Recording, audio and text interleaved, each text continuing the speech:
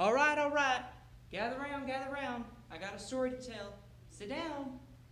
All right. Y'all heard of Theseus? That big old hero, Theseus? No? No. All right. Let's get started then. Theseus is a Greek word that means forget. Okay, so it's not, but well, it ought to be.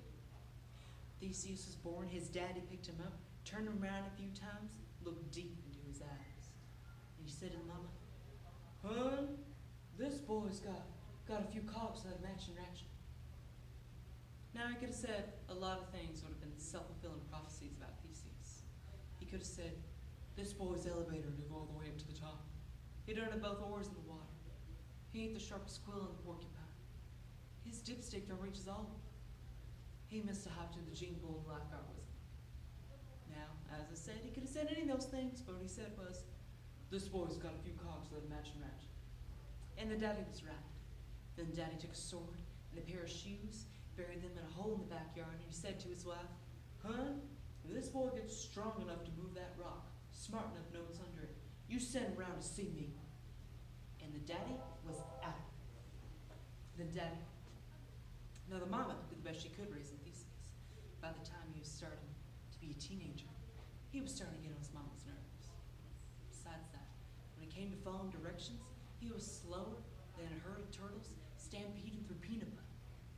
Every day the mama would say, "Son, do you remember that hole in the backyard? The hole. Sure, Mom. Well, why don't you go out there and move the rock? Yeah, the rock out there. Can you do that for me?" Sure, Mom.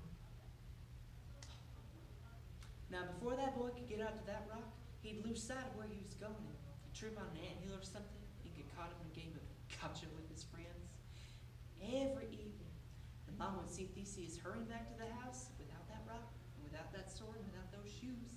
And she'd say, "Son, are you coming back in there without that rock? The rock, yeah, the rock. Now Theseus, he'd wrinkle up his brow like he was working on a problem in quantum physics, and he'd say, "What rock?" Now one day the mama got fed up like the best of us do. She grabbed Theseus by the ear and dragged him all the way out to that yard. And she said to him, "Son, the rock, do you see the rock? Move the rock." Now, this situation catered to Theseus' unique talents. He didn't know how strong he was. To be honest, he didn't know much of anything. But he grabbed that rock, tossed it over his shoulder, and the mama said, "Now what do you see in there?" I see a sword and a pair of shoes." "Congratulations, son, you passed with an A. Yeah, an A." Now the mama took a map and a sack lunch, she gave it to her son, and she said, "Good luck with your daddy." And the mama was out of there. Now Theseus' daddy had taken up residence in a place called Athens, so that's where he hid. Now the Athenian road was a very dangerous place, infested with third-rate burglars and bandits, but this situation catered to Theseus' unique talents. When he saw them coming after him, he grabbed them and threw them away about 100 yards, and they were never seen again. Now when Theseus made it to Athens, his father Aegeus was very afraid. He didn't know that this hero was his own son, but his girlfriend Medea convinced him that Theseus was going to take the crown from him, because Aegeus was not king of Athens, of course. He was elected democracy, you know. She convinced him that Theseus would take the crown and leave him crownless, powerless, penniless. So she hatched a plot to poison him. Aegeus and Medea greeted Theseus at the city gates, and she handed him a cup of wine. But as Theseus brought the cup to his lips, Aegeus noticed that sword and those shoes that he buried so long ago. He knocked the cup of poison out of his mouth, and he embraced him as his own son. Now it just so happened that these were tough times in Athens. A few years back, they got into a scuffle with the island of Crete, and they lost. So, every 9 years, they had to send 7 young men and 7 young women to the island of Crete, where they'd be fed to the monstrous Minotaur. When this news came to Theseus, he said, "Hey, I've got this swell idea. I'm a big-time hero, right? Is that right? I can just go on this ship and kill that minotaur myself. Right, Dad? Dad, that's your name? Yeah, Dad. Dad. I like that word, Dad. All right. Now Theseus got on that ship and he promised Aegeus that if the mission were successful, he'd return under white sails. Now, the first person who greeted Theseus and his merry band once they reached Crete was a beautiful island girl.